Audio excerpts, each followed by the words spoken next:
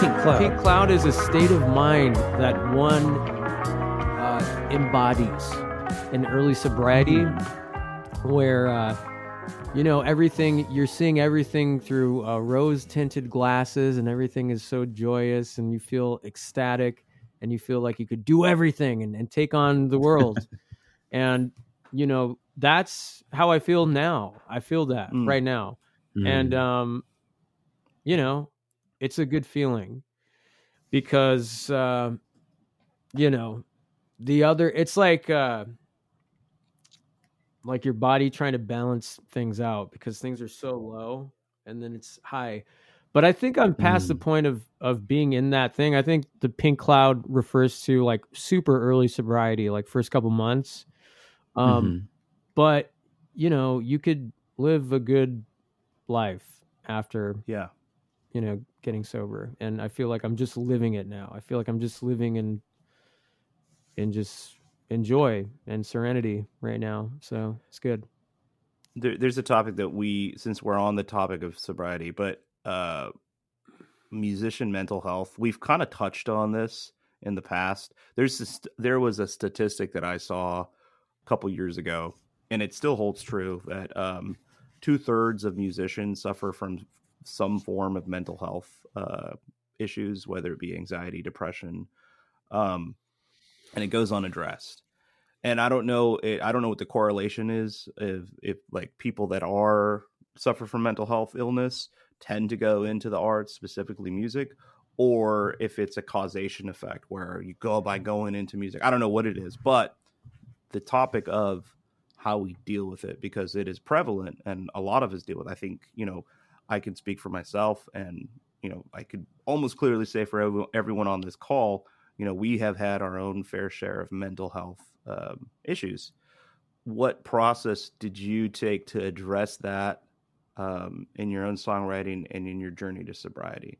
Have you thought of your own mental health in that process? So, yeah, I think I had to work on myself first before I went back to the music. I think the mental health is something that people struggle with, musicians and like everyone struggles with it. You know what I mean? For sure. And I would, if I had not figured out the mental illness, sickness thing, the addiction, and just like, it's more than the substance abuse. It's resentments. It's, fear. It's all these things that are going on up here that then result in alcoholism or drug abuse. Yeah. And I had to figure that stuff out. And the way I figured that stuff out was with just, a certain program.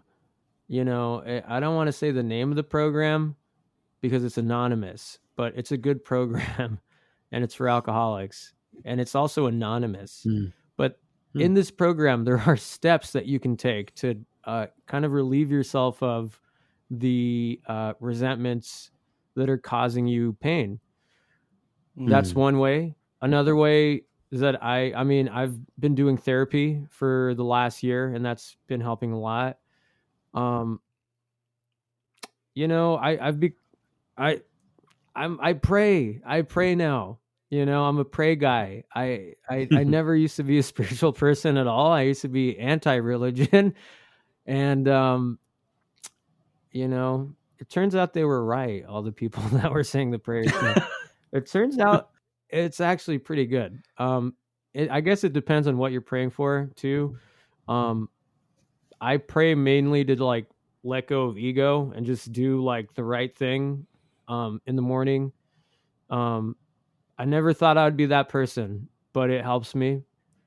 I think, just trying to be a better person and really let go of the ego thing has helped a lot. And that put me in a situation where I can, now like I can kind of go back to music again. And I think I could have a healthy relationship with it. But there was a period of time, dude, there was a moment I specifically remember like hating music and like never wanting to do music again, I was Like in that same I think, position. yeah, it was horrible. And I think this was like right before I got sober for the first time in 2020. But like, there was a moment in time where the relationship I had with music was so toxic. It was every time Mm. I wanted to do something creative, I had to use or drink. And then once I did, I never got anything done. And so it was like this vicious circle of just nothing getting done, and just like self-destruction, and just like nosediving your life into the ground. And there was one time where I really hated music, and I hated my relationship with it, because it was ruining my life. But it wasn't music, clearly it's not music. It was just, It was the codependency that you created with music. That's the it was a lot of crazy things. Yeah, it thing was a lot of about things. getting out on the other side of like any kind of addiction, or like having on the other side of sobriety, is like you're not just relearning how to like have self-love and like self-heal yourself, but you're almost like relearning how to walk again and like have emotions. I Yeah. remember when I stopped drinking, when I moved up to Oregon, I was like angry. I was like, I've never felt like anger like this before, or like having feelings of like sadness, because I would always numb those things, right? So then like on the other side of like not being, blasted all the time, you actually feel like emotions again. And that's a really weird thing to sit with. And then when it comes to the music thing, I was in the same position, dude. Like when I moved to Oregon, I was like, I don't know. I tried, I did my thing. It wasn't really, and you realize like it was just that toxic relationship. It was like I was a bad boyfriend or a bad partner to music. Like music didn't do anything innately wrong. Yeah. It was the way that I was codependent with it. I was like, if I'm going to play music, I have to buy a 6-pack of beer. Yes. That's something I've like.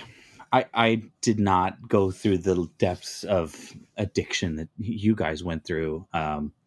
I started going down that path when I was in my early 20s. Thankfully, I had Elena to be like, this becomes a problem, I'm leaving you. And I was like, okay, I better figure this out. Yeah. But addiction runs into my family. My father was an alcoholic, but it was this association, this chemical dependency. And this is something that runs in that side of the family very heavily, was you want to have a good time, you got to have booze. That type of stuff. Yeah. How can you have a good time if there's not some chemical running through your body that's going to get there? And certainly, not to say that the two are mutually exclusive all the time, but like it's when it becomes, if I'm not drinking, I'm not having a good time, and it's that I feel like it's that mental connection that develops and goes too far. But then, like he's like with Brandon, like, if I'm going to be creative, I got to be drinking. But then now you're so far gone that you can't. You're not creative. You're not doing anything. Totally. There's a sweet spot. There's like a month.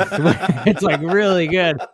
Yeah, where you're like doing coke and you're like, this is a good song actually, and but then the next tortured month, artist trope, it needs to go away too. I know, this, dude. Like, you need to suffer if you're going to be an artist. And look at all these. Stupid. Look at Picasso. Look at Dali. Look at Kurt Cobain. Look at all these. All your favorite musicians and artists throughout history. They were all addicts. They were all suffering, depressed, and they were suffering. But like that doesn't innately make. Putting that on a pedestal doesn't innately make great art, because then there's thousands of other people that have created just as good stuff, just as valuable creation and art as these other folks that weren't like, and a lot of those people too were like, except for Kurt Cobain, were like complete assholes too, like because they were just so far gone and using all the time. Yeah. Kurt Cobain was a sweetheart. Yeah, it turns you into being an addict, alcoholic, turns you into a douche. Yeah. You are a jerk if you are. You're usually a jerk. I wasn't great. And so, but yeah, I feel that there's like, the what's it called? The tortured artist. Yeah. But there's also, even just like on a wider scale, there's this like romanticizing depression on the internet that it annoys me. I don't like it. And the reason I don't like it is because I used to be like, so that, you know, and I know what my mental state was when I was like engaging in a lot of these like memes and like these like, oh, I'm depressed, ha ha ha ha, oh, my life is a mess, ha ha ha ha, like type thing. It's like it normalizes it. And that was the thing, that those were the kind of things that I was feeding myself on social media. And man, I see people post stuff like that and I'm like, no, don't do it. Like, don't fall into it. Yeah, it's not good. It's not good. Yeah. No. All my years at Cal Poly, I was in the throes of depression. I didn't even know it. And it wasn't until like 2 years after I graduated that I went and saw a therapist. And he was like, oh, you've depression. And I'm like, what? And after like some narrowing down, he goes, oh yeah, it's just how your brain is. There's no cause. Your brain is wired in a way where you have no control over your emotions. So you'll Did be he say either it that matter of factly? Like, oh, it's just Yes. how your brain is. No, yeah, no. And that bad actually brain. I really don't know what helped to me tell you. manage it. It did though, because now we have like, we could now start trying things. Yeah. And he's like, before we do anything amphetamine based, you know, like Ritalin or Adderall, he's like, we're going to try some exercises. Good. We're going to do, I eventually started using this serotonin supplement. What we discovered was my brain doesn't make serotonin, and serotonin helps you regulate your mood. And so like it took trial and error with this supplement that was a godsend for me. It doesn't work for everyone, but for me, it worked. And once I started realizing like, man, depression's this demon for me, where like, if I'm in a depressive episode, it sneaks up on you, you know, all of a sudden you have thoughts like of driving into traffic or jumping off a bridge, or the smallest thing just sets you off. Mm-hmm. It's baffling to me how quickly it can overtake you. But then what I figured out is the second or the minute I identify that it's a depressive episode, I start to come out. Because it's like calling it it's like calling the demon by its name. Mm-hmm. It's like, you got me, you know, and it's out. And it's weird. Like I'll just be unresponsive to things, and my wife is like getting upset, and I have to tell her after a while, like, hey, I think this is a depressive episode. And then she's like, oh, what do I do? And I go, nothing, just be there. And then I come out of it. But it's not fun. It's nothing romantic. No. It is an awful thing that some of us it just happens. Yeah. It just happens. We need to normalize the other end of it. We need to normalize people being okay to talk about mental health issues like depression, anxiety, not normalize making fun of it and making light of it, or like making jokes. Yeah, or like romanticizing it. I think it's okay to make fun of it and like joke about it a little bit. Yeah. You know? Yeah. But don't romanticize it. it. Exactly. Do not romanticize it. Don't make it seem like you're a like troubled like movie character that like, no, it's not glamorous. It's not. No, and the media too, also like movies and Hollywood, it's like, I don't know, there's a weird medium to find somewhere to make it appropriate. But I think there's overblowing the problem, and then there's like not talking about it accurately. There was a movie that I watched like a couple of weeks ago with my wife. I was during Christmas time, and it didn't come out that long ago. I think it was like early 2000s, and they were like kind of making fun of this person because they went to therapy. And I was like, dude, this was less than 20 years ago. Like the zeitgeist, the public old. Zeitgeist has shifted. I feel like because of social media, we've been able to talk about things, but like we have so far to go. We've come a long way. We have so far to go when it comes to us having these like just this conversation right now is making me feel a lot lighter, knowing that like, oh, I'm not in this alone. I know these, like, my friends are going through very similar things, and that alone is like therapeutic to me. Yeah. And you know, Leo, dude, you and I have had conversations you know, like this, and you've helped me in my journey. And you know, I feel like every time I get sober, I have a long conversation with you. We have a good 3-4 hour call. Yeah, 3 or 4 hour conversation where we're just, you know, getting into it. And, my wife has never met you, but she knows you because I'll be like, hey, it's Brandon, and she'll be like, okay, I'm gonna go. Because she knows I'm going to be on the phone. She's never met you? Yeah. So really, and likewise, I could have sworn.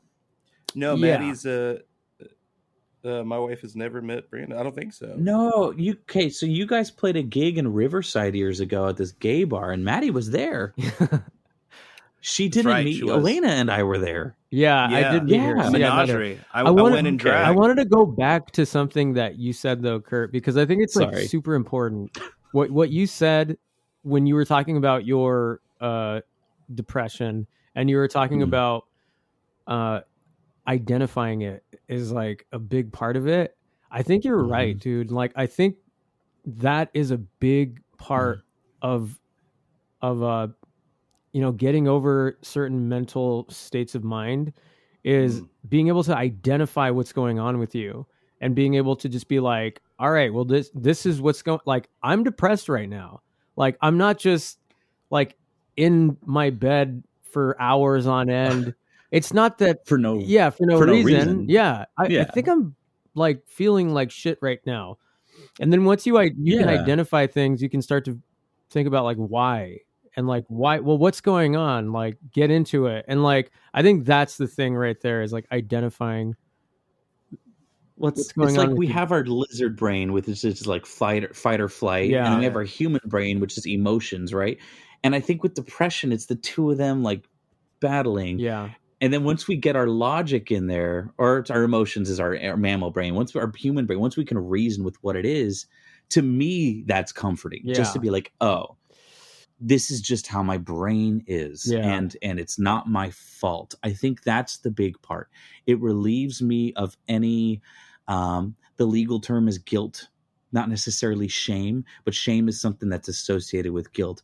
But it relieves me of any guilt I might feel for being in that state of mind. Yeah. Once I know, like, oh, my brain just doesn't work that way. Right. Which I think mental health issues as a topic in general are a trade-off for a human being's heightened intelligence. You know, like we got to where we are at a cost, at a significant cost. I think everyone's got something. Yeah. You know, like dogs don't get depressed, do they? They do. Oh shit. Who's like what's like a dumb animal? Like what's like a really low intelligence animal? A jellyfish. Do they get depressed? I don't know if it's ever been tested. I don't know if like we don't know. I don't think jellyfish. So there's sentience and then there's sapience, right? So there's like sentience is you're aware you exist, that type of thing. But sapience is like understanding the conditions of that. I think jellyfish don't get depressed. I don't think. No, I don't think they do. But that's the trade-off. They're not intelligent, but they don't have to be depressed. Well, cats can be bipolar. You know, That's I think true. in some level there's some. Lizards, probably it's some scot-free. They don't have depression, but they're also dumb. Well, I think it's emotions. Yeah. If you can experience emotions, you can certainly be depressed. Yeah. And there's a reason we've evolved to have those emotions in the first place, because they protected us from, you know, oh, that doesn't feel good, I don't want to go that way. Or I was just talking about this fight or flight. Like we are very binary in the way that we look at things, and like we only developed statistics in the last like. What's up? Never mind. No, that's it. Keep going. Please. Just where it's our brain works in like the binary, right? Where it's like there's a tiger there or there's not a tiger there, or like I'm gonna mate or I'm not gonna mate, and then like we have this heightened like cerebrum cortex that like allows us to have logical thought, but it's still combating with that thing in the back of our brain that's telling us like it's either black or white, when it's like no, it's super nuanced. It's a million different things all at once. Well, isn't that what trauma is? Like trauma is our memory of these awful things happening to us, and then like having a physical reaction to it. Yeah. Like it's a stamp on your brain. Like this doesn't, you know, whatever. Like Oliver is afraid of dogs because he had a bad interaction with one. Really? So now every time he hears a dog bark, he's like, dog, you know, that's the fight or flight. But then there's the emotional aspect. That dog was probably depressed.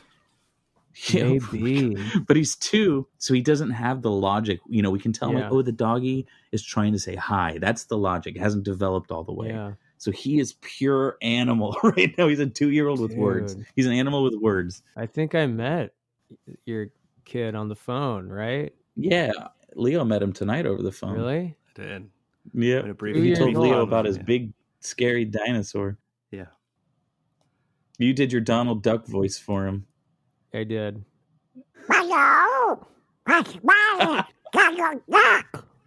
It's Donald Duck. That's good. Yeah, I have a nephew. My nephew has been a big part of just trying to be a better person too. Yeah. Yeah, man. Kids are good. They bring families together, and he's been an inspiration for me to get my shit together. And so a professor told us once, people sometimes have kids because they think it'll improve their lives. And he's like, let me make this clear. And this has always stuck with me. He said, kids will not make your life better, but they will add more meaning to your life. And like, I think about that with Oliver. Like, if something were to happen to me, he would be screwed. He's in for a really hard life. And that's like my motivation behind, like, my life motto is everything will be okay because I don't have another choice. Right. You know? Yeah. And that's kept me going. That just keeps me going through, like, you know, everyone has hard times. We've had some really hard times lately. And that's just the one thing. It's going to be okay. Yeah. You don't have another choice. Yeah. I love that. Do you guys want to listen to the song? Yes, Please. We're like an hour in. Yeah. Let's bring that song up. I feel like the song is, I mean, we can make this a two-parter. You can come back, but like the impetus of what actually created the music and everything we just talked about for the last hour was so freaking important, specifically for like the people that listen to this podcast who are mostly musicians, and this feeling, and I see it a lot online, specifically like TikTok and Instagram, of like musicians that are they feel this despair of like they have to like reach this pinnacle of like fame and success that it kind of like informs and like feeds into this like unhealthy toxic relationship with music. And everything that you just talked about over the last hour, both Kurt and Brandon, Donnie, I feel like is a super important and like not talked about enough in any kind of like music social sphere. So thank you. Thank you. Yeah. No, this is, thank you, Brandon. Thank you, Brandon. You can call me Brandon. Brandon, you guys know me as Brandon. Donnie's just my, just the artist name. Brandon, Donnie, doesn't matter. Ready? 1, 2, 3, go.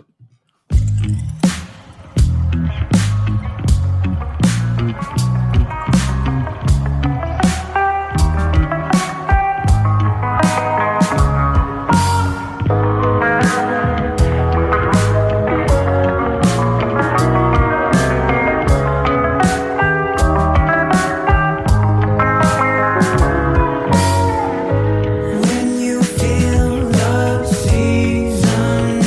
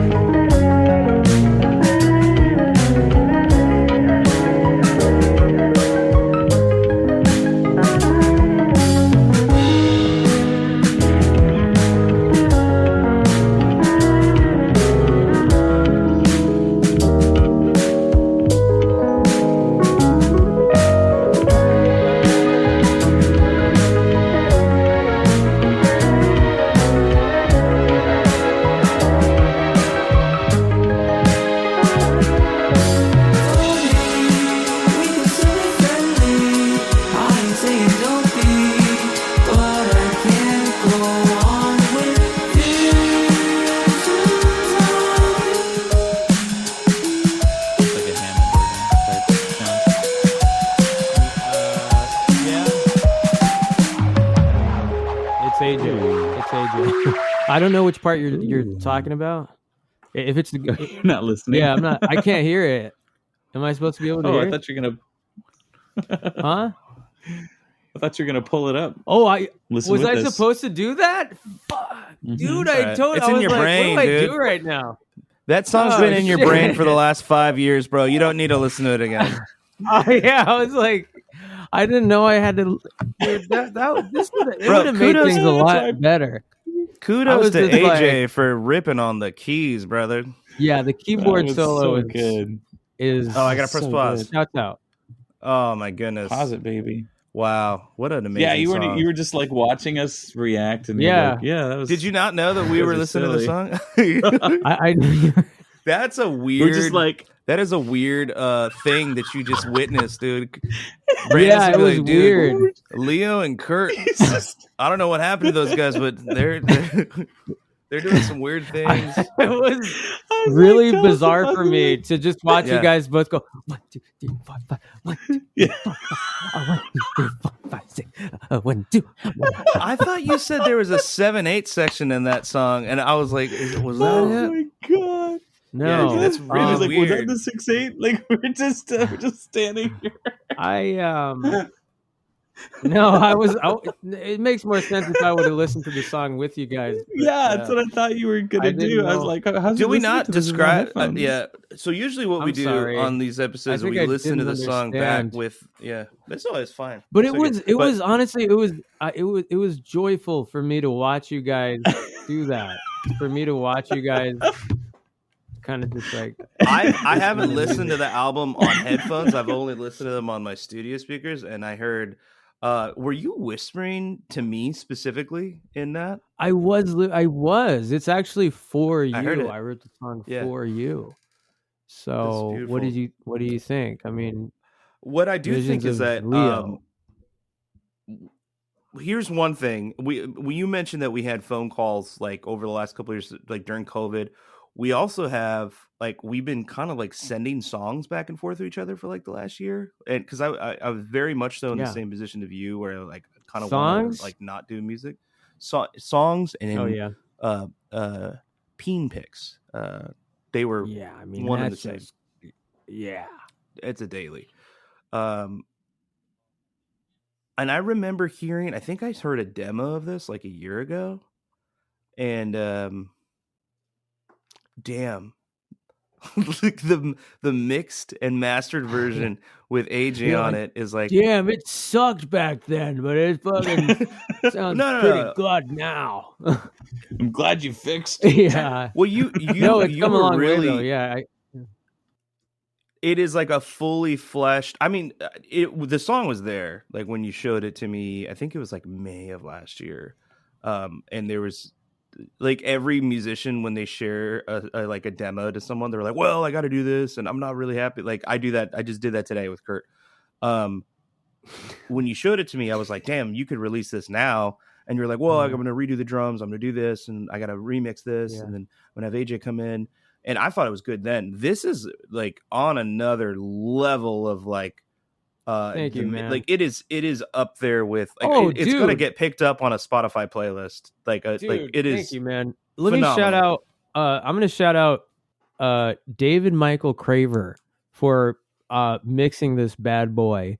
He is also not only a great producer and engineer, but just like another great sobriety friend as well. Mm. And love that guy. And it's cool being able to work with people that I am going through the same thing with. And I mean, you're talking about the level of production going up. Let's thank him for that because he made things pop. It's a lush mix, man. And like Yeah. we usually go into like a section of like where kind of inspirations went behind the song. Like I personally heard a mixture of like Prince a little bit. Oh, okay. Unknown Mortal Orchestra. There was definitely. I hate. I mean, you mentioned it, but like very like there's a lot of classical elements to it, but like not in like a classical cheesy like performative way, like a very subtly beautiful. Like even with those time signature changes that you went through, they're not in your face. Yeah. They're so interwoven into the very fabric of the melody. That's the beauty of it, because the Oh, melody is yeah, so yeah. beautiful, and it carries Thank you. over in between all the different time signature changes you do. But like And Prince, it comes for sure. right back to that groove so well, so smooth, right back to that bass groove. Yeah, It's such a great transition between feelings, and I think it helps too that you have that descending motif going through it as well. Yeah, Especially with it just works with the, I guess, the faster pacing, but the different time signatures. right. Yeah, I mean the time signature thing, the B section, I feel like it gave it more of a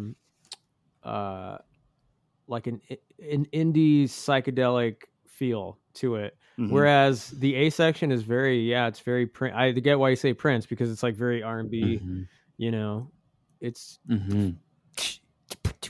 it's jazzy. Yeah, it's very jazz reminiscent to like blue era, like Davis meets like funky Prince with like kind of like a gothic baroque chord change over the top of it, because you're doing a lot of interesting like minor. It's chromatic. That's what's going on. It's like there's like the chord progression at a certain point becomes chromatic, and I think that's what you're hearing in the chords there, because there's a chromatic moving bass line, boom, boom, boom, boom. So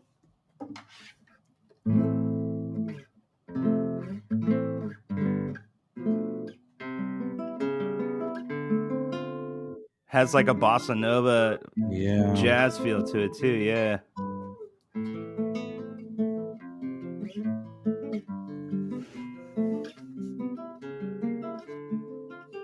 It's almost the opposite. Almost baroque. It's very baroque. It's the opposite of Stairway to Heaven. It's a chromatic it's a chromatic walk up, not a chromatic walk down. Yeah, but I mean, I love all that, you know, baroque stuff. I love Bach, and that's what my goal is, man. I want to make music like that. I want to make really complex, like harmonic motion, a lot of good chords in the background, but I want the main thing to be just a good melody. Like the main thing has to be that it's a pop song, that it has to be like catchy, and like behind the scenes in the harmonic movement, I want it to be thick and lush. That mooch is thick and lunch, baby boo. No, it's there. It's there for sure. Mooch? The movement. Did you call me mooch? Can we use words that exist? No. Can I recommend a musician for you, Brandon? Yes. Are you familiar with Gaspar Sanz?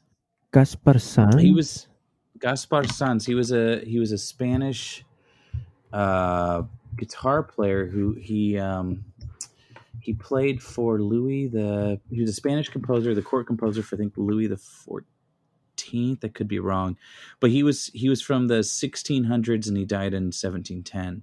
But he wrote some pretty awesome classical guitar pieces that, like, based on what you were playing and demonstrating just now on your guitar, I think you'd really dig his work. I love that. I love finding cool composers from the 1400s. The piece I can play by him is Pavanas. But I mean, he has. Now you're just showing off, Kurt. I mean, come on. I'm not even playing it, but no, he has some great music that I think. Yeah, I'll check. There's this phrase in musical theater called the triple threat, and it's someone that can sing really well, someone that can dance really well, and someone that can act really well. And they call that person a triple threat on like Broadway. Like, oh, there's a triple threat. He's a great singer, dancer, actor. You, my friend, are a musician's triple threat. You have an amazing voice. You sing really fucking well. You play guitar. You're one of the best guitar players that I know. And you're an incredible You're just songwriter. noodling, and I'm like, you're an incredible songwriter. And it's almost, I don't want to say effortless because that takes away the amount of work and magnitude of what it is that you do. but you are a triple threat musician because you Thank you, I man. always That's super see it fucking specifically nice, with the good guitar players. Like this is one reason that I never learned how to shred, because most shredders, they don't shred within context. They just shred just to like, oh, look at this, I can play the scale really freaking fast. Yeah. And then as opposed to someone else who's just a songwriter, they just know a couple chords. You melded the two together, and it's like it's ideal because you have this template of paint that you can use to create your canvas with as a songwriter, and it shows. So yeah, man. You- Thank you, triple man. That's threat, you also- Donny Hart. You also nice. demonstrate really great control of melody. You have a really good control of the melodies in your music. Dude, that's important. You're also fucking hot, dude. It comes Shut through up, in you your solos. Can I come over? Yeah. Come over to Paris, You know, Leo, I'm California. trying to give him constructive feedback. Go ahead. Not even constructive, just like positive feedback. Yeah, and go ahead. Leo's like, ooh, I'm trying to set up a thing. And you know what? Let's all go to Leo's. But, you know, like, so, like with music, I write, I try to like go far with the melody, and sometimes I can't even sing the melody, and it's a failure. But like I try, you know, I push myself to try to make like, you know, nice melodies. And I think when I started writing music, my melodies were very like I'd write a song and it'd be like, you know, it'd be like, and I'd do a melody based off the root note. Mm-hmm. La, la, la, la, la, la, la, la, la, la, la. You know what I mean? Like kind of basic, Yeah. which there's nothing wrong with that. You know, there's some great songs like that, I guess, but I wanted to get away from that and like figure out what other notes I could add into a chord. And then when you add like ninths and, you know, 11ths and things on top, then you could start getting, and then, you know, use seventh chords and diminished, and then you start getting all these colors. You're like, oh shit, there's like so many notes. You're not limited to the 7 little box that you're honestly to me, I feel like the best thing about music is the process. Is for me now I'm realizing that the best part of the music right now is like the process is so fucking fun. Like is figuring out this stuff and then being able to like hit people up like AJ or my friend Gil, who used to play bass for Moon Ensemble, who I collaborate with, or you know, whoever, like Michael Craver. Like the process is really fun, and it's like so fulfilling, and I think it's a good place to be, you know. And after so long of it not being a good place, man, it's so long we're just, you know, I had so many unfinished songs that were finished but you know, anyway, so I think the process is better now and more healthy. Good. I'm glad. That's the part people struggle with the most, it seems, is developing a healthy. What the heck was that, dude?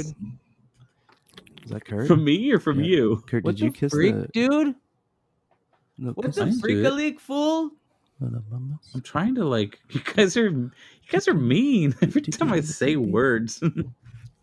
Well, Kurt, Sorry, Someone's got to lick their microphone. Yeah, I didn't realize it was every time you said something.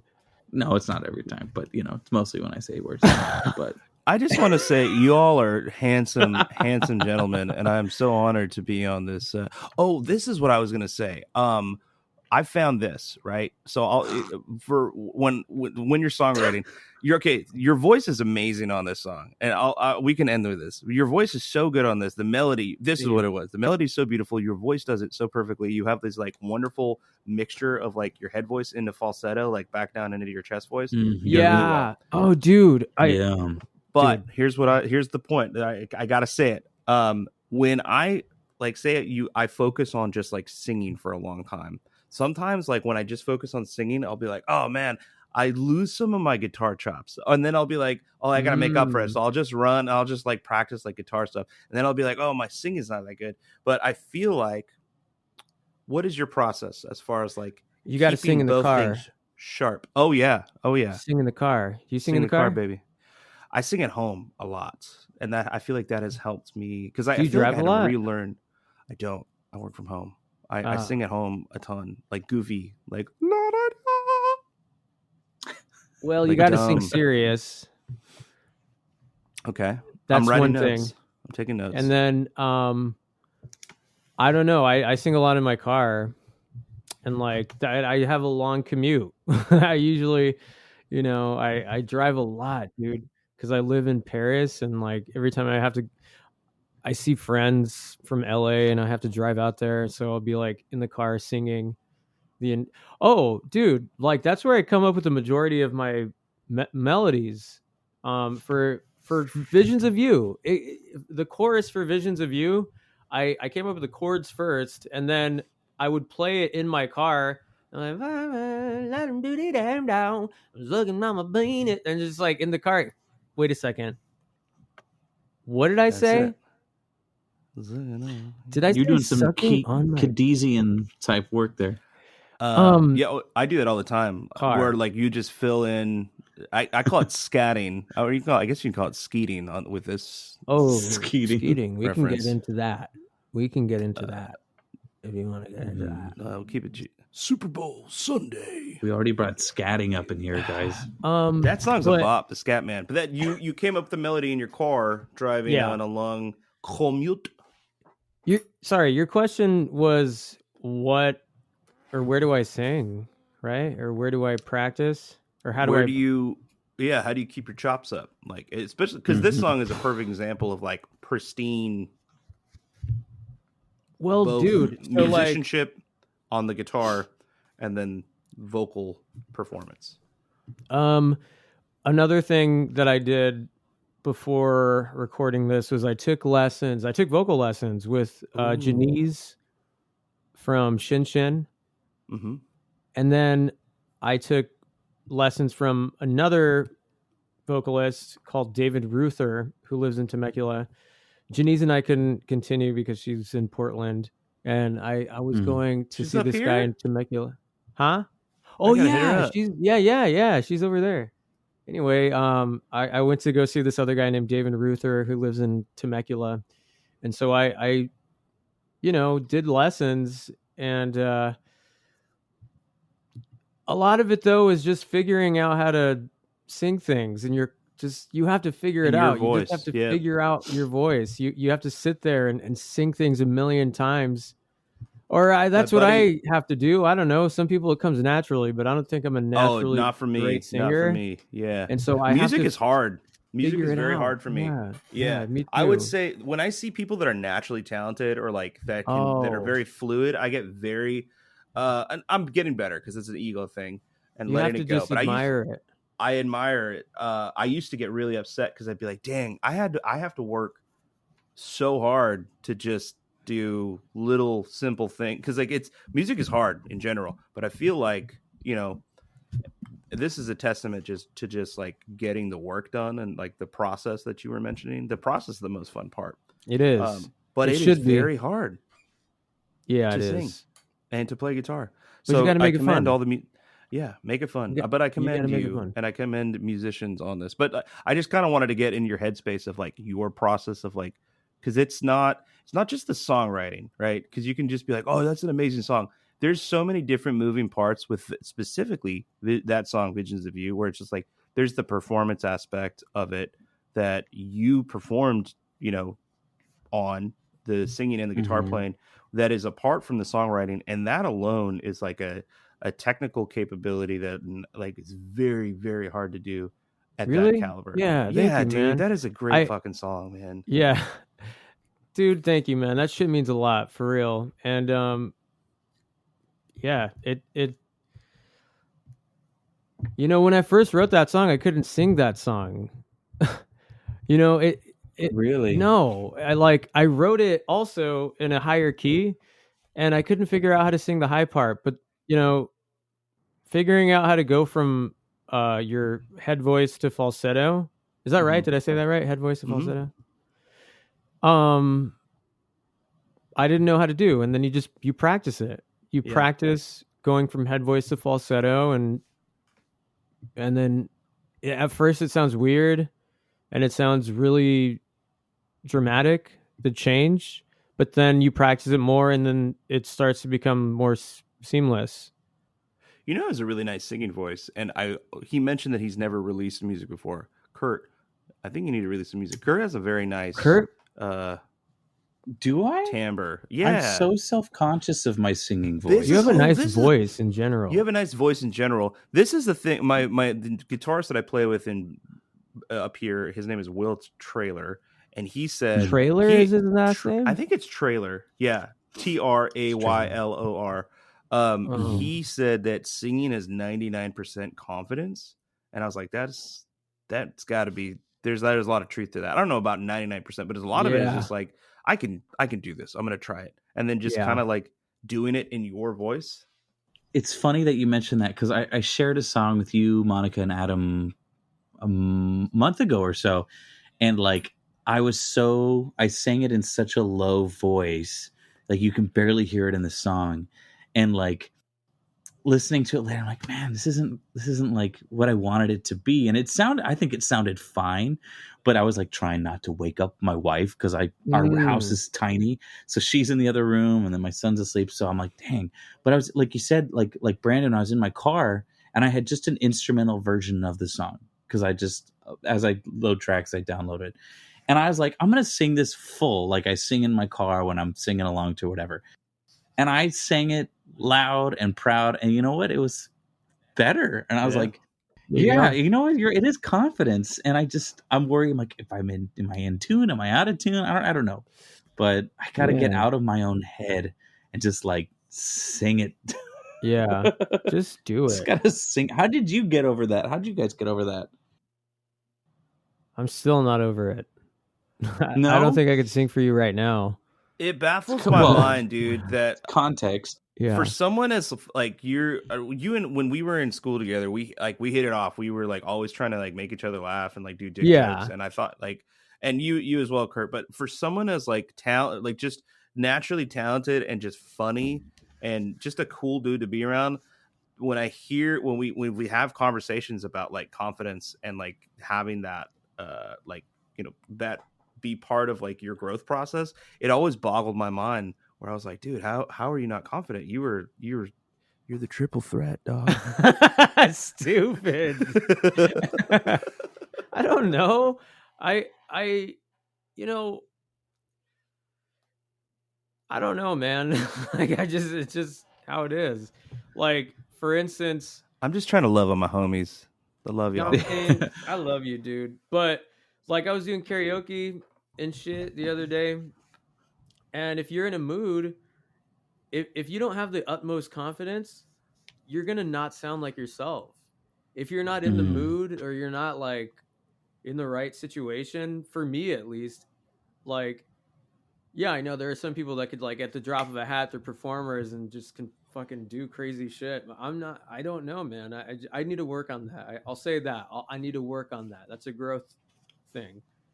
But it's not something that I'm like amazing at. Like, I did karaoke a couple weeks ago, and I got nervous, and I was starting to sound like not myself, and you know, I was missing notes, and like, it's always the first note of a song that throws me off. And even with like Moon Ensemble songs that I used to play, and like songs that I've played a million times, I would get anxiety about the first note. You know, the first note that you sing, if it's not in the key, it's gonna kill me.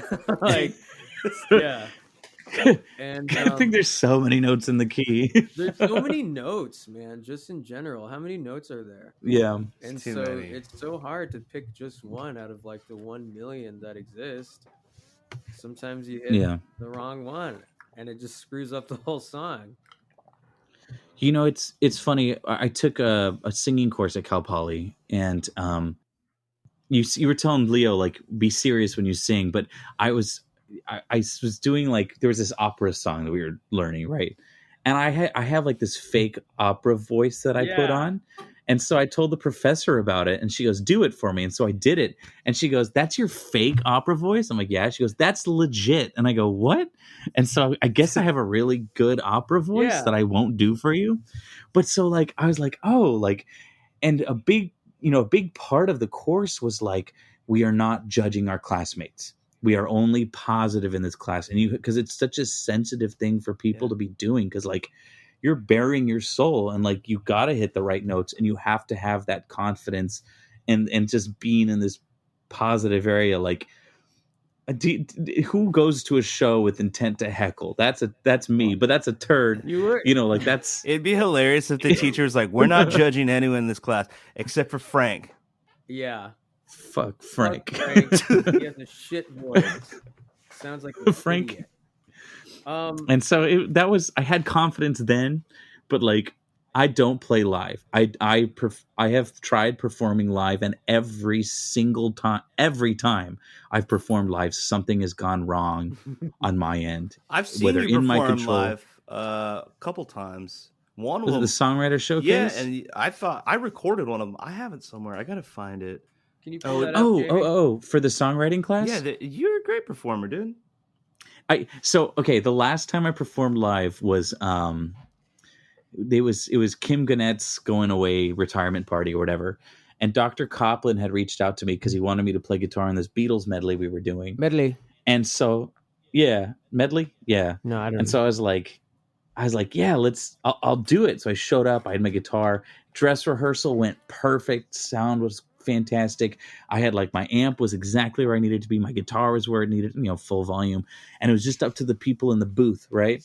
So between dress rehearsal and the show, someone had messed with the amp. Hell yeah. And they didn't write down the settings up in the sound booth. So I was playing guitar and just super into it, but my guitar was way, way too loud. And Dr. Copland looks at me in the middle of the set and he goes, quiet down. And my confidence just went gone. And I packed up my guitar after and I went home. I was like, no, it was like still an hour and a half left. I never touched a guitar live since. I don't perform for people. Yeah. And it was just a long string of just bad performances for me. And I was like, no. You have to keep performing though. Because, I mean, if you want to be if you want to be a performer, I think I do. You do. If you do, then you have to keep going, because there are so many things that can go wrong with the live performance, and they'll happen. And they will happen. Murphy's Law, 100% they will. The worst thing that happened to me was at the DBA in Pomona. We were playing a show and there's like a shitload of people there, and I brought a guitar pedal, and it was the guitar pedal was a Electro Harmonix, a good brand. The pitch shifter. the Digitech whammy. The pedal. Whammy, the Digitech. The Digitech the red whammy one. pedal. And it was set on a detune setting. You can set it to detune your guitar. Yeah. And then if you press the pedal down, it'll make it like detune. And so I didn't even know it was on. And I was like playing, and I was like, dude, my guitar is not tuned. I don't know. I was like, my guitar can't. I was like, it's not tuned. And so I had my tuner on my headstock, and I was like, it's not tuning my guitar. It's like tuned, but it's not tuning. And then so I ran it, and then I had an actual tuner pedal. I got a tuner pedal, put it into my chain, and then I tried like tuning through the detuner, which like screwed up my guitar tuning even worse. Like, damn. And so it was a catastrophe, because like between every song, like I just played songs grossly out of tune. You know what? That's an avant-garde performance. That you just be like, hey, we're playing jazz. This is a piece called. Yeah, it was death. It was horrible, dude. It was fucking horrible. And I got somebody else to give me their guitar, and then I played. You diagnostic checked everything except for that stupid fucking pedal. Except for the digi. Not only that, it's the dumbest looking pedal ever made, dude. It's like red and outrageous. It's like, why don't you check me over here? Yeah. I was like, No, dude, it's got to be the guitar. It's got to be the guitar. fucking fire AJ? Is it AJ? Yeah, dude, it's That the is band ruining my guitar. Their And attitude. so, it just fucking sucks. It sucks. You're gonna eat shit on stage sometimes, and then it's the same thing with teaching. Shit's gonna go wrong. You have to improvise. That's like whenever I tell a bad joke and no one laughs, I'm like, you know what? I say they can't all be winners. They can't all be winners. Some are gonna be great. Some are gonna suck. It doesn't have to be good. One of my mottos as of late is what's gonna happen? Embrace the suck. Once you realize it's a Marines thing. Embracing the suck. Yeah, that phrase is a military thing. I did not know that. It's a good one, man. Once you realize like life is pain and like things fall apart and like things are probably going to go wrong, that when they do come along, never to the point of like complete, utter like apocalyptic disaster. They're usually, in the grand scheme of things, minor inconveniences. You do come across those life-changing things, but at the same time, when you have that mentality of just like, you know what? I was out of tune. I've done that before where I played a song like in drop D, like completely wrong for like the entire set. I was like, oh. Cancel me. Yeah. Wrong. Yeah. It's like, what are you going to do? I came in here and I said, all these guitars, the Digitech Whammy bar. Digitech Whammy. It was all out of tune. Pedals.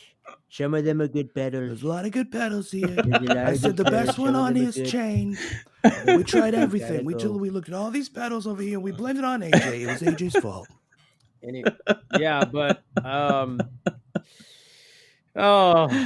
Anyway, give me one last quick one and a quick question if you have one, and then can I give you a quick question to each of you, and then I gotta go. I'm gonna call it at 10:35. Is that okay? Perfect. Okay. I have a question. Ones. Yeah. A quick one. I was gonna say, what's the one significant lesson you learned in creating this EP? One significant lesson is to not wait for a label to pick up your music. Just release it. Yep. And then no, that's it. You said one. That's one. Give me another. Sure. Elaborate on it. If there's a tag to that one, yeah, go ahead. But you also have to promote it too. Yeah. You can't just put it out with no label and then not do any promotion at all. You have to do the promotion, because that's what a label will do for you. It's not you could just put it out and then, people will hear it. I'm like hustling to get this music to people's freaking ears, man. I'm like emailing people every single day. I DM people all the time my music. Half the people probably hate it, but some people are like, oh, this sounds really cool. Thanks for sharing this. And so I love the product. I love the music, and I want people to hear it. And, that's it. And if your goal is to get picked up by a label, the label's looking for commercial viability. So if you're releasing your own music and you're pushing it and it gets listens and it plays, dude, you're demonstrating commercial viability. I know. So all the more reason to push it. The majority of label signing, which I mean, Godspeed if you want to go that route, that's totally fine. But a lot of people are creating their own careers. This is a whole other podcast episode, by the way, on post marketing once the album is done. But this is like where I really love to kind of get in the headspace of like, how does this fit? Like, you're not going to please everybody. You're not pizza, but you also have to think of like success as in relativity too. Like, what are your goals? Right. It's weird. I actually am pizza though, so it's weird that you say that. No, you are. You're I'm the triple threat at Pizza Hut. Oh, it's got 3 different fucking slice of pizza. I unzip my Brandon Harb body suit, and it's just a fucking slice of za. Anyway, sorry. You were saying? I'm sorry. I totally. The triple threat. The triple threat. I'm sorry. It's actually 4 different kinds of pepperoni. Yeah. 4. One is Mexican pepperoni. Haha, you didn't think Mexico had pepperoni. You racist. Some of them are good people. but they call it chorizo. So I forgot what we were talking about. Oh yeah, I'm marketing. sorry. No, yeah, you're doing great, dude. You're doing great. I saw your OnlyFans marketing. yeah, Where every time someone streamed a song, you would take off an article of clothing. That was hot. Yeah, and You were only wearing socks. I was wearing a lot of clothes. Not a lot of people. You were dressed up as Dick Van Dyke from Mary Poppins when the. You had the ash and all the soot with the friggin' what is that called? Oh, you know that crazy shit it's- he wears. He's got like a giant drum and like. No, what? Have I you gotta never look seen up. Mary Poppins? Dude. Why? I actually haven't. It's weird. I never saw. It's where they have like a drum and an accordion and there's like all this Oh. stuff. It's like they're a He's walking like a band, instrument. like a one-man band kind of guy. One man Yeah, band. the one-man band. He's got like a bass drum here, and then like a hi Got hat, it. and then he has a kazoo, and then like if he moves his arms like this, it like hits the like Right. snare like on his dick. I don't know, dude. It's tight. I feel like I want to play a show like that. I'd like to perform as Dick Van Dyke from Mary Poppins. Oh, that'd be cool. Um, That'd be fun. Covering Cool, so Mumford and Leo, Sons. your turn to ask a question. Oh, my question. If there's any one piece of advice you can give to a musician that wants to take that song that's stuck in their head and put it into like a tangible medium and like actually make a song, what is like that one sentence, one piece of advice you'd give to that musician? Yeah, dude, I got one too. Like that. record it, write it out. I mean, and come up with a B section if you want. You got to get to the point where you love it. Work it until you love it. I don't know. However you can do that. If it's record it, if it's write it out, if it's come up with another section, if it's come up with 2 other sections, but you should feel content with it. Whatever that looks like. Make it tangible and develop it. Yeah. Yeah. I mean, like, I think the main thing is that you love it. Like, you should love the song. It shouldn't just be like, oh, it's okay, I guess. Like, you should want to fucking take this song and, like, fucking just, like, email it to your grandma, like, everyone, dude. Like, you want to fucking text message. Yeah, you want to give this song to everyone in the world. Like, you want to share this with the world. You know, you got to love it. I love the songs on this album. There's only 6, but I fucking love them. I do too. They're amazing. Thank you. So and that's what matters, man, is like, I fucking like them. And some people have said shit like, some people were like, you know, one guy was like, oh, I don't like, he was talking about Bubblegum, and he was like, the first song in the EP, he was like, it was good, but like, it just didn't, it seemed kind of flat. It seemed like kind of, like there wasn't a lot of dynamics going on. And I was like, you don't know what you're talking about. If I didn't feel good about this song, then that would have really hurt my feelings. But I fucking love the song, so I don't give a shit what you say. Do you know what Submit Hub is? Do you guys know what Submit Hub is? Oh God, no. So Submit Hub, I started using Submit Hub like back in like 2016 when they first came out, and I sent my last band I was in, Castle Pines, a bunch of our songs, and I loved those songs, and I thought it was very, like, I believed in the product, I believed in the song.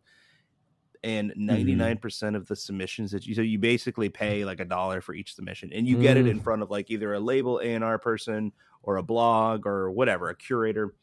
99% of those submissions are like, this fucking sucks. Like, just the most brutal shit.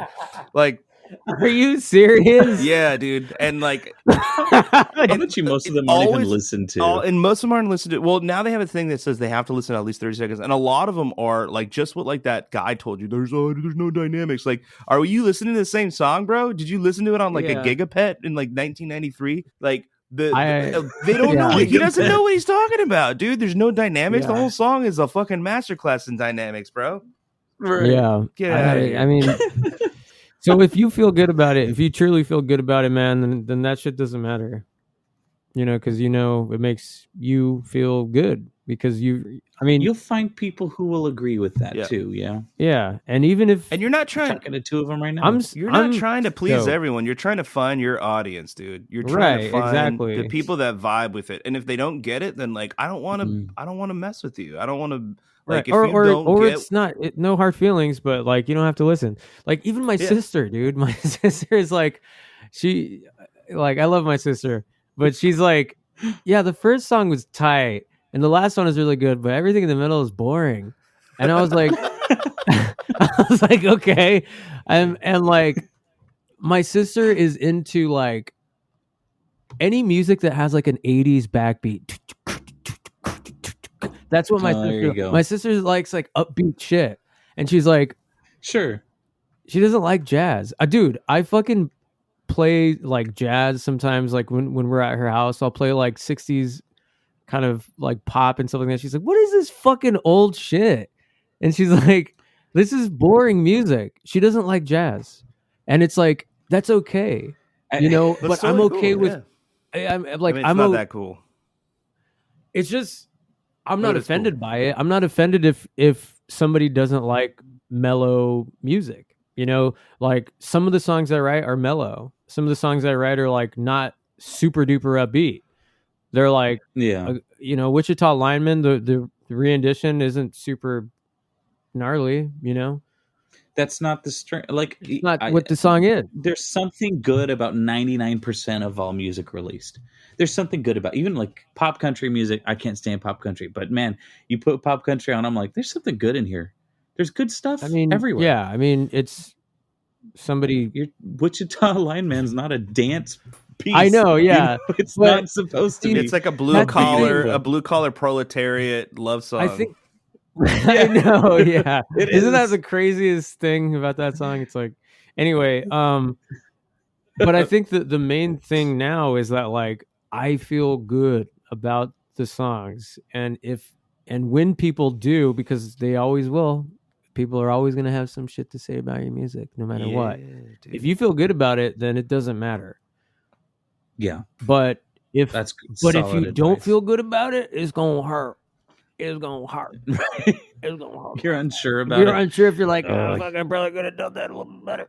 Then it's gonna hurt your feelings a little bit. And that's what a lot of my music in the past was all about, because I was like, yeah, I didn't finish that song. Like, I fucking released that song. I didn't even finish it. I fucking don't know how to sing. I haven't figured out how to sing with my voice yet. And like, and that was it, man. I was like, you know, but I don't know. I just freaking feel good about the music now. And that's the main thing. Fuck. God damn it. That's the main thing. Well, I love the song. I love the album. I love you, dude. And I'm super proud of you. I love you too. And I'm very, very, very stoked on this album and how good it sounds and your songwriting. And Kurt and I have been actually talking about having you on for a while. And you were kind of like you're our Jack Black, dude. You are Jack Black. You are Jack Black, dude. Go look in the mirror. What was School of Rock like? It was cool. How was Joan Cusack? Oh, that's what you would ask. No, I don't know. I love Joan Cusack. You know what? Now she's so hot, dude. She's so hot in that movie too.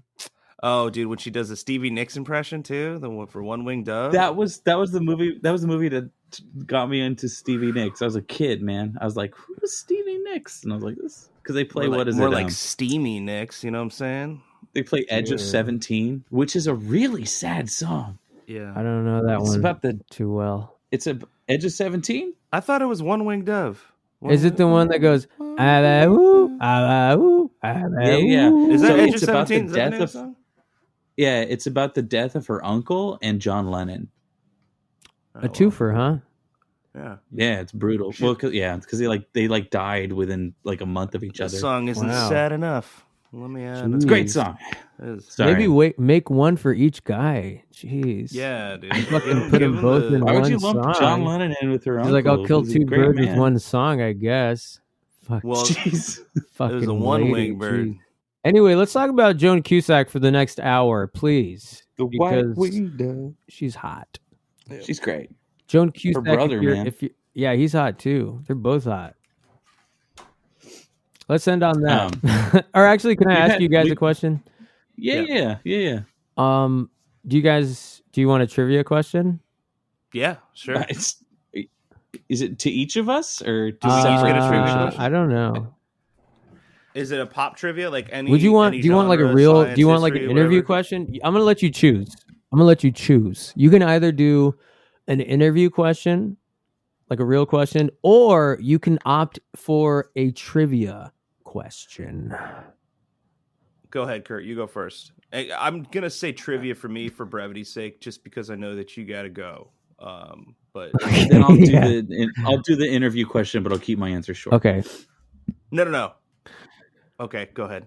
Is it gonna be hard? Yeah. No, what? Trivia. Do it. Okay, Kurt. Okay, let me do Leo first. All right. Oh, okay. Okay, Leo. Because I got to think about the one, but Leo. Which 20th century French composer coined the term furniture music? Which would century? then Furniture music. 20th 20th century? No, I'm sorry, 21st century.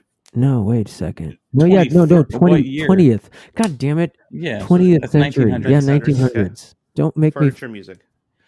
Which 1900s French composer coined the term furniture music?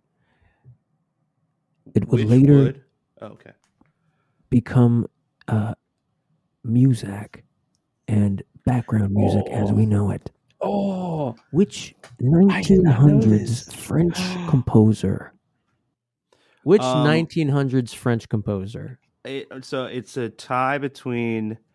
My first answer was Claude Debussy, but it's wrong. It's not looking at your face. That. But and this is how you're manipulating. My second answer. You can't. You're doing two answers.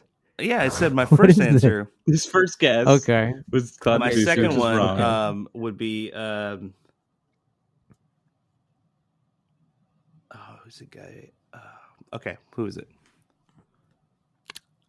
Eric Satie. Satie. I was gonna say the guy that wrote Jim Petty. God damn it! All right, Eric. Satie. Well, I like Debussy better anyway, so I had to look it up. Did you look it wasn't up? For me. It wasn't a question for me. It's for Leo. Oh, dude, you're still not supposed to look it up. Okay, Kurt. Okay. Which you can do trivia if you want. This I should have known it was Eric Satie because that's like your go-to dude. I remember you loved. I love Eric Satie. Furniture music. Yeah. He loves furniture music. I love furniture. Really. I'm nervous for the trivia question. I have a book by Eric show how much Satie that don't know. I've used. It's on my bedstand right now. Bedstand, the thing next to my bedside table. Kurt, what are your plans to perform music? I want to write at least 6 or 7 songs that I'm happy with, and then like interlace some covers in there. But I'm still getting comfortable with my own independent process. Writing with other people is easy peasy for me, but writing by myself is like I'm always second guessing myself. I need to develop that confidence in my voice. But I think once I have like 6 or 7 songs that I'm like cool playing with, happy playing, I'll throw in some covers from like children's music, like Wheels on the Bus or something, and then I wasn't expecting that, but okay. I don't know. I don't really have. What kind of music? I don't really have, like, can I ask you another question? What genre are you writing? Like, what kind of music are you writing? That's the thing. Like, it depends on how it's going to be released. Like, if I'm just writing because I want to write something, I'll sit down with an electric guitar and like just throw on an AI drummer, make a cool riff, and then develop a song from there. Mm-hmm. But like, they never have lyrics. Those ones never have lyrics. But if I'm writing like with the intent to sing along, then I bring out I play on my Taylor. It's not really a genre. I'm just playing chords, and I guess it's like quieter music. Would you want to play in a genre? I think maybe that would that would direct No, things, because maybe. then I get bogged down by the details of that genre. But it's a good Where I'm jump. just like, It's a good jump place. well, Good jump. so what I'm doing with my current like exploration and process, and it seems to be yielding some good results, is I go to like a random image generator online, and I generate just one or two random pictures. Whoa. And then depending on the picture, some of them are like too similar, and I'm like, why am I writing two songs about picking yourself up? Like, it's stupid. I already wrote one. But like, I'll pick a picture, and then I physically write out like 4 or 5 words I associate with that picture, and then I generate another image, and then I write 4 or 5 words I associate with that, and then there's a theme that connects the two. Whoa. And so that theme helps me figure out the music. Like, I can decide, okay, this is going to be in a minor key. I want some major sevenths in here. I want like this feel. And then like, if I'm struggling with tempo, I'll pick a number between 1 and 100, and it's like 28. I'm like, oh, 20, it's too slow. So I'll triple it or I'll double it. And then that will be the tempo for the song. So then I have the tempo, I have the chord progression. From that, I can develop the rhythm. I have the words, and I have to use at least 4 of those words in the song. And then that is chaotic. my process that's right now. Fucking anarchy, dude. You're an anarchist. You're like, the tempo, just fucking random, dude. Anything like, no, it is. So I'm And it interested to hear. fluctuates the whole time. What it is for me is it's raw materials to work with, and I'm just like, these are things it's not that I'm forcing myself to be creative, but raw to me, dog in the process, work. bro. If I'm waiting for inspiration, I'm too emotionally connected and I overthink it. So I'm just like, let's start with this. What can I make with these materials and this? So it's we talked about this on the show. By having parameters, it can help enhance creativity. And so these are the parameters. So well, man, that's my answer. That's good. I'm interested to hear that. Okay. I'm working on one right now, actually. Well, send it to me. You got my email? Will do. Yeah, send it. Once I'm in the music stage of it right now. So. Oh, okay. Yeah. Well, I'm not quite done. Please send it. I want to hear. I want to hear what it sounds like. I'll get a demo for you. Please. That's where it all starts. Well, can we please, and I'm looking forward to hearing that too, Kurt, please send it over to me, Daddy. Okay. Can we please get a farewell for the podcast and our listeners and TikTok and Twitch and where we're streaming live from our favorite duck himself, the triple threat, the quadruple pepperoni. Hello. Hello. Oh my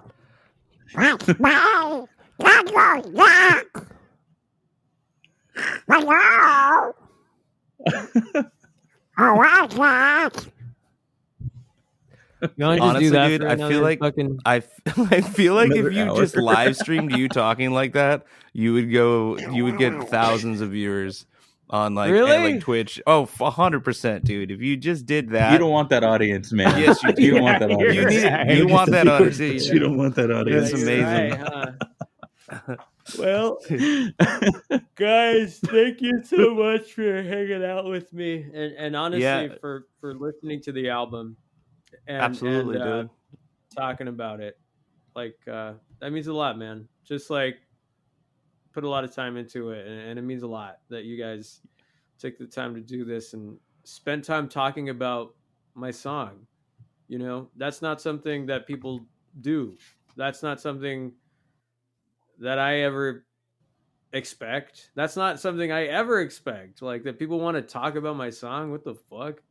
Like, it's great. And so thank you guys. It's important, man. Thanks for coming on. Yeah.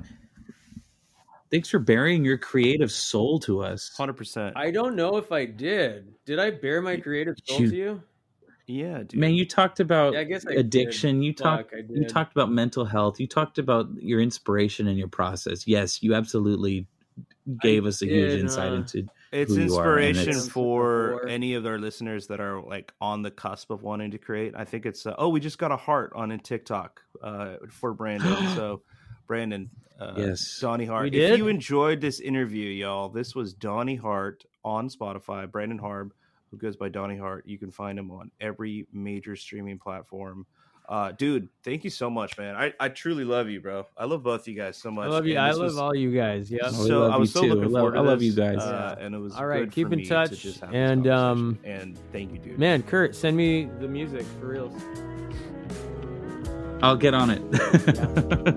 I want to hear a 28 BPM song. I need to. No, you don't. This is just one song.